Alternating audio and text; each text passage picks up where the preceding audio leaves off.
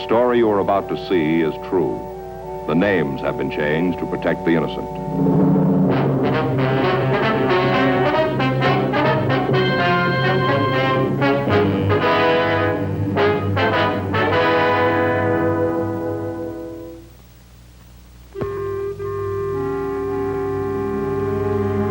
This is the city. Los Angeles, California. I work here. It was Wednesday, November 21st. It was cold in Los Angeles. We were working the day watch out of robbery division. My partner's Frank Smith. The boss is Chief of Detectives Thad Brown. My name's Friday. During the past 2 months, a series of robberies and beatings had occurred in the South Los Angeles area. All of the victims were women. We had an M.O. and a vague description. Now all we needed was the suspect.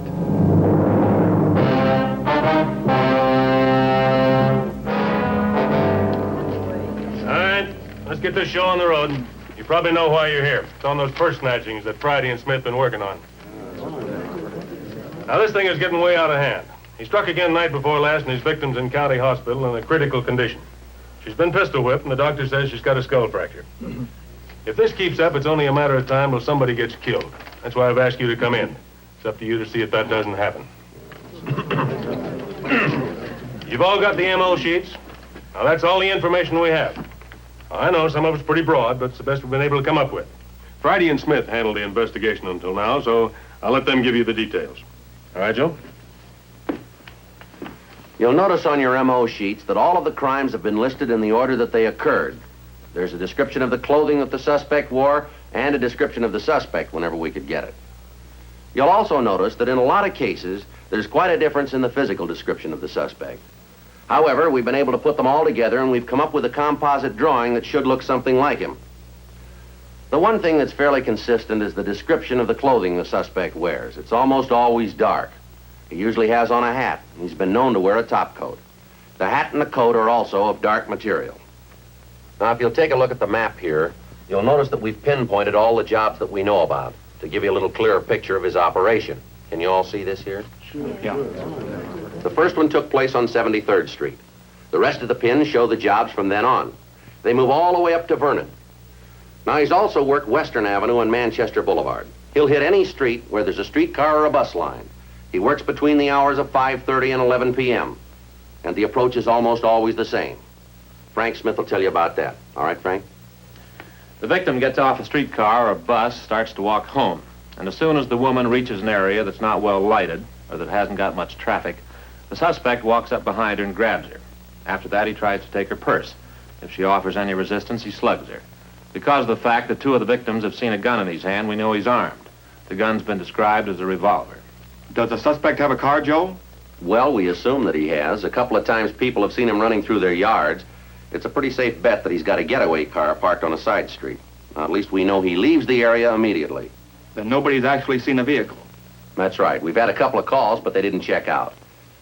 Now, the plan here is to use police women as decoys and try to bait him into the open. That's the reason the women officers were called to this meeting. You figured to work the main arterials? Yeah. There'll be 2 officers assigned to each policewoman. We've been able to obtain 5 in all. That means that 10 officers will be assigned to them. Other officers will be in the area somewhere. One of the things to look for is a vehicle that trails a streetcar or a bus. Now, are there any other questions? How do we get our assignments? The skipper has a list, Lomi. All of the officers who are to work with a policewoman are noted. The others are given the areas that they're supposed to patrol. What about the other calls coming in? Who's going to handle them? Those officers not assigned to a policewoman. There'll be units from the division on the operation, too. They'll lend us a hand. But remember this. If you're assigned to a policewoman decoy, don't leave her under any circumstances. Now, is that clear? Don't leave the policewoman. If we run into any problems, who do we call? Well, Smith and I will be in the area. You can get in touch with us. What happens if we pick up a suspect? Well, use your own judgment. If you think it's a routine pickup, take him to robbery, and he'll be processed here. Any other questions? No. Well, I guess that covers it. You all know about the cancellation of days off. Sorry it has to hit just before Thanksgiving, but that's the way it's got to be. Nobody draws any time unless things cleared up. Yeah, and Murphy, it won't do any good to have your wife call me. You're still going to have to work. Well, that's about it. Operation starts tonight and goes until the suspect's in custody. Have a happy Thanksgiving. Oh, just a second, one more thing.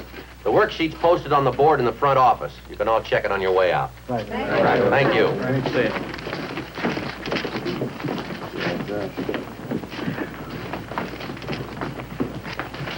Well, you need anything else to carry this off? Yeah, we could use a little luck. No reason for you to be different. Huh? Suspect's had his share. Frank and I left the office and drove out to the stakeout area. Because the suspect had never hit the same street more than once, it was decided that policewomen would board streetcars and buses and get off at points where previous robberies had not taken place. During the night, several possible suspects were picked up for questioning. We checked them out. Our man wasn't among them. The next day, Thursday, November 22nd, 3 p.m., Frank and I stopped off in a diner to get some lunch. How's yours? It's all right, I guess. Well, that's sure a new one on me. Huh? Sliced rabbit for Thanksgiving dinner? Yeah, Oh, I've had it, Joe. afraid so. Is everything all right? Yes, just fine. We're not very hungry. How about dessert? Just the check, please. You got it coming, mince pie. Well, that's all right. Can we have the check? Suit yourself.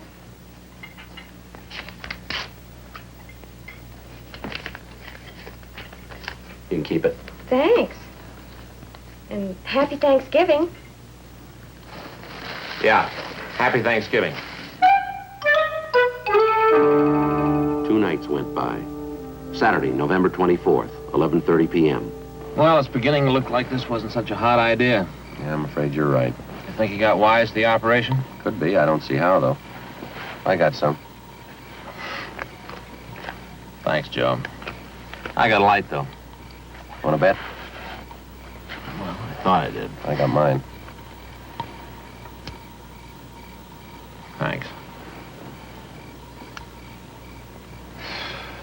Well, I know about you, but how about the family? They have a nice Thanksgiving? They didn't. No? No, she had the in-laws down. Boy, that guy can eat. Armand, huh? Yeah. According to Fay, he finished off a 22-pound turkey. Well, he must have had some help.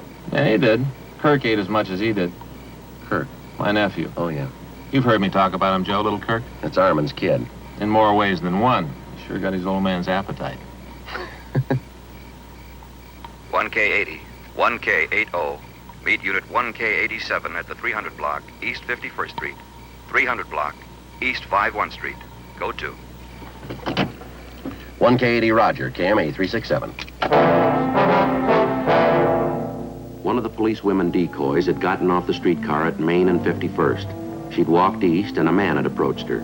He demanded money. When the officers following the policewoman arrived at the scene, he was taken into custody and we were contacted. Apparently, the suspect had been drinking. We took him down to the police building for interrogation. All right, what's your name? I don't like your attitude, young man. Well, we don't care about that. You just give us your name. I don't believe I feel like telling you. You got a wallet? There's nothing in it at the moment. I happen to be in a state of financial embarrassment. All right, come on, fella. Empty your pockets on the table. All right. But understand after this, I plan to register an official protest concerning these methods of yours. Yeah, sure. We know all that. Just get your wallet up, will you? All right, young man. Take out the money. I told you before, there's nothing in it. I'm not at the moment in a solvent state.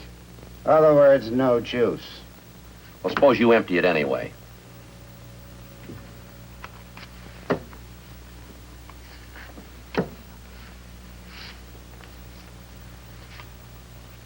This your true name, Victor Nathaniel Templar? Are you suggesting that I use an alias? Now, look, cut out the smart cracks, Templar. Where do you live? At the moment, I am without lodging. In other words, no pad. You got a job? As a matter of fact, I haven't. Have you ever had a job? From time to time. Doing what? I have worked in the vineyards of California. Grape picker, huh? Quite the contrary. I am a professional wine taster. You've been tasting a little bit too much of it tonight, though, haven't you? I am in complete control of my faculties. Well, then suppose you tell us what you were doing out on 51st Street. Just looking around. For a vineyard? I was strolling down the street, lost in my own thoughts, when this young woman approached me. In other words, she tried to pick me up. Oh, sure. The girl was a policewoman. That didn't come out until later. You ever been arrested before, Templar? Apparently, I am under arrest now. Before this? There have been occasional previous contacts with other members of your profession. In other words, I've fallen. What charges? I believe you call it vagrancy. You ever done time in California? I really don't know. Now, come on, Templar. Have you ever done time in this state? I am trying to be completely honest, Sergeant.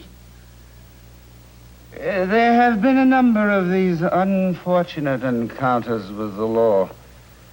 I'm not just certain in which state they all occurred. I'll check him out.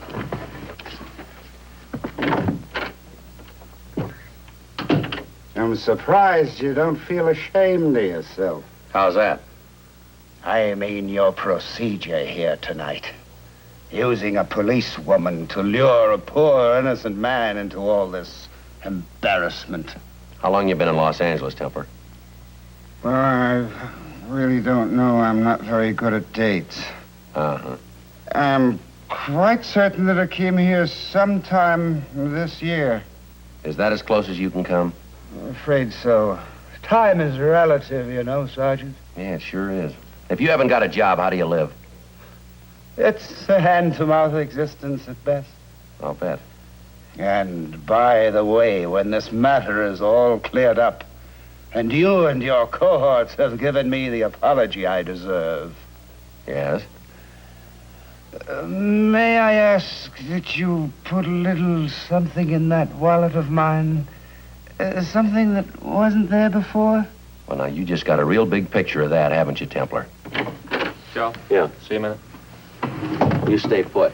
You will find me here when you return. I checked our friend through R&I. He's been tagged 92 times for drunk in L.A. 92 times. Yeah. Doesn't sound like our man, though. Why not? Last 3 months, he's been in Camarillo. Monday, November 26th, 10:31 a.m. We talked to the superintendent of the state hospital at Camarillo. He told us that Victor Templar had been released only 10 days earlier. He had spent 3 months undergoing treatment for alcoholism. The operation continued. Each night, 5 policewomen boarded streetcars and buses in the area the suspect was known to work. 5 police cars carrying 10 officers followed them. Another 20 patrolled the immediate area looking for the thief. As a result of the publicity the crimes had received, calls flooded the complaint board, and women refused to walk the streets alone after dark. But the robberies and sluggings continued. Tuesday, December 4th, the manager of a cheap hotel in the Skid Row area called and said she had something for us. Right down this way. It's the last room. Just what is it you want us to see? Just wait till we get there and I'll show you. Here we are, 24. Hadn't you better knock first? Well, he ain't in, can't you see? Yes, ma'am. What kind of a head do you think I have? I read all your magazines. Besides, I saw that he wasn't in before I ever called you guys. Put your muscles behind this, will you?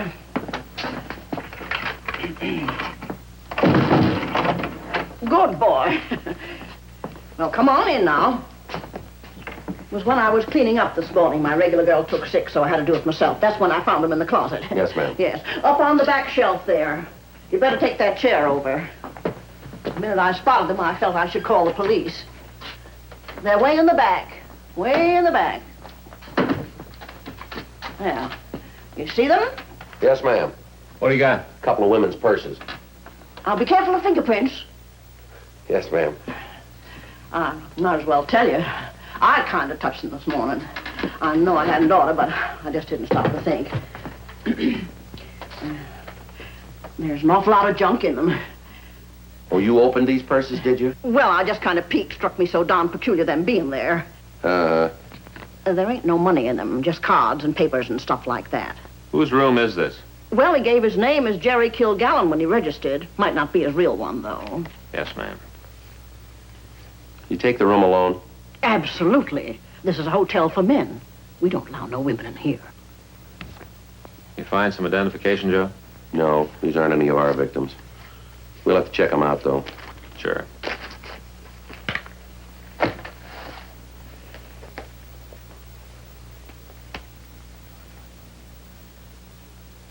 We better get this one to the crime lab. Huh? Here on the lining. Yeah. What is it? You find something? Well, we're not sure yet. Well, what is it? I called you. I got a right to know, ain't I? Looks like bloodstains.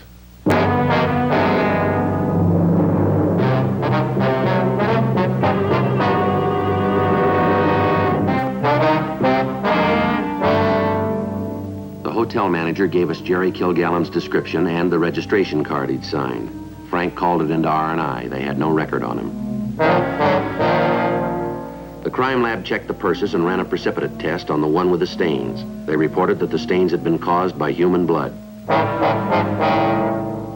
Kilgallen's hotel was staked out and he was taken into custody. Under interrogation, he admitted that he'd stolen the purses from women in a downtown department store. He gave us the date and the time of the thefts, and they checked out with previous crime reports. He also told us that when he had snatched the second purse, he'd cut his hand on the clasp and that the blood stains were his own. A blood type test tended to verify his story. We were satisfied that Kilgallen was not responsible for the other robberies and beatings, and he was booked on a charge of suspicion of grand theft person. That night, Frank and I took up our place in the operation, cruising a part of the stakeout area.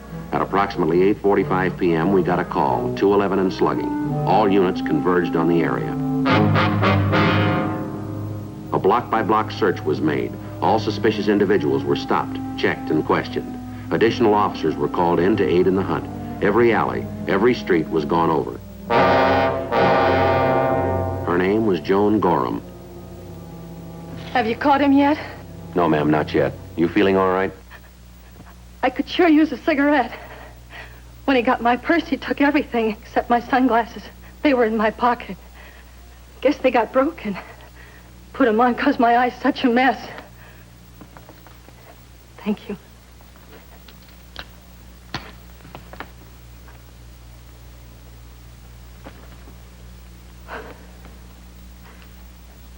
It's pretty bad, isn't it?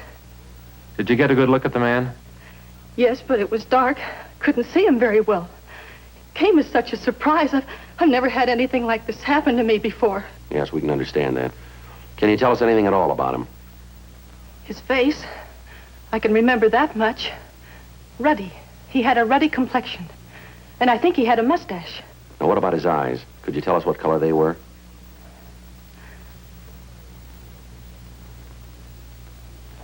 I don't know. I couldn't say. How about his hair? I don't know. I really don't. All I can remember was his face. According to the other officer's report, you had just gotten off the bus at 71st in Vermont when this took place. Is that right? Yes, that's right. I was on my way home. I'm a cashier at the Oak Tree cafeteria. Uh-huh. Did the man say anything to you? Well, not at first. He just grabbed my purse. And when I wouldn't give it to him, he started hitting me with his fist. Did he have a gun, do you know? That's what made me think he was going to kill me. After he hit me, I fell down and he pulled the gun. Said he'd shoot if I made a sound. Then he ran off. That's all I know. I can't tell you anything more. All right, thank you very much, Miss Gorham. We won't take up any more of your time. I sure hope you catch him. I've been reading about it in the papers. All those other women. Never thought it would happen to me. We've got a lot of men assigned to this case, and it shouldn't be too long now. Oh, say, here's one other thing. Almost slipped my mind. Yes, ma'am, what's that? Well, maybe I couldn't tell you too much about what he looked like, but you'll know him when you see him. Oh? While we were fighting, I scratched the left side of his face. Righty. Yeah, Hatch. Just got a call from your office. Yeah? They've got your suspect pinned down in the warehouse, district code 3. Whereabouts? Slauson and Dover. He's trying to shoot his way out. Attention all units. Attention all units. All units on frequency 7, please stand by. Hey, we got a live one this time. Sounds like it, doesn't it? All units in the vicinity of the 200 block on Slauson. 211 suspect in area. Last seen entering warehouse 261 South Slauson. Suspect is armed. Code 3. Frequency 7 clear. Lean on it.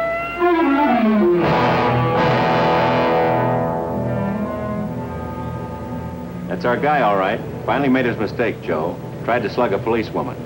Rafferty and I were following him. He spotted us, made a break. She okay? Yeah, fine. She had a hold on him, but he broke away, ducked into an apartment house. By the time we got the blockades up and the area covered, he'd worked his way down here into the warehouse district. Uh-huh. Started firing at a black and white unit out on Sloss, and then he broke in here. We gave him a chance to walk out. He picked this instead. Tried to take that uniform man with him. Who is he? Name's Barney Swanson. Suspect emptied his gun into him. How's he doing? Seems to be holding his own. Ambulance is on the way. Right, thanks.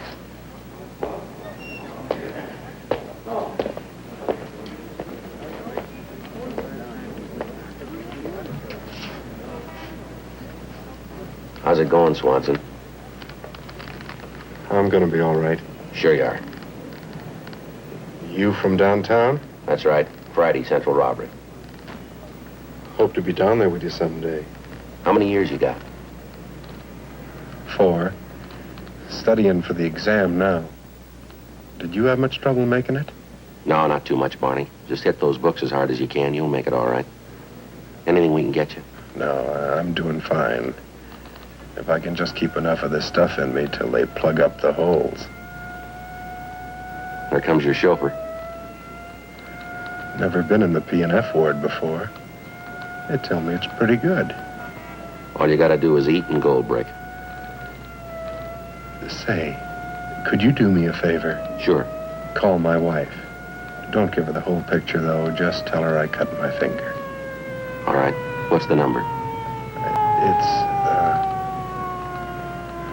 funny. I can't think of it. Just moved into a new housing unit out in the valley.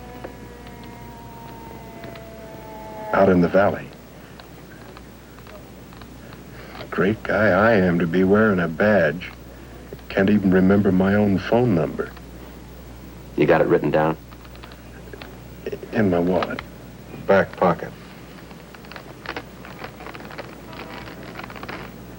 Don't worry about the money, Friday. I trust you. It's on the back of a white card in there someplace. Tell me about the P&F ward. This ever happened to you? Yeah, once. But I didn't have it as good as you will. My partner and I were trying to take a couple of guys out of a hotel room, and they were heavy. I thought I caught one on my left shoulder. Turned out that the slug only broke the skin. They okayed me for duty in 48 hours. You'll draw at least 6 weeks of easy living out of this. Is this a card bar? Used to be. He just moved.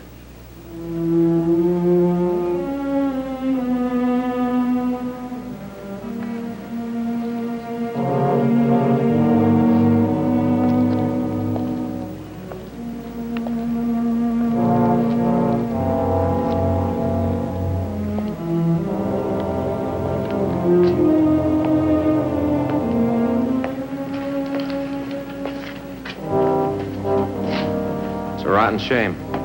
Huh? One of them spent his life trying to keep the law, and the other one used his trying to break it. Both men dead. It's a big difference.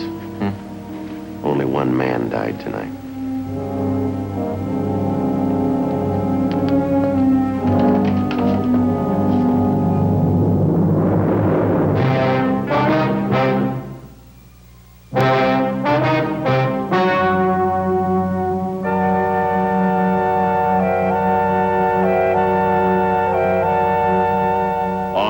December 3rd, an inquest was held in the coroner's office in and for the County of Los Angeles, State of California.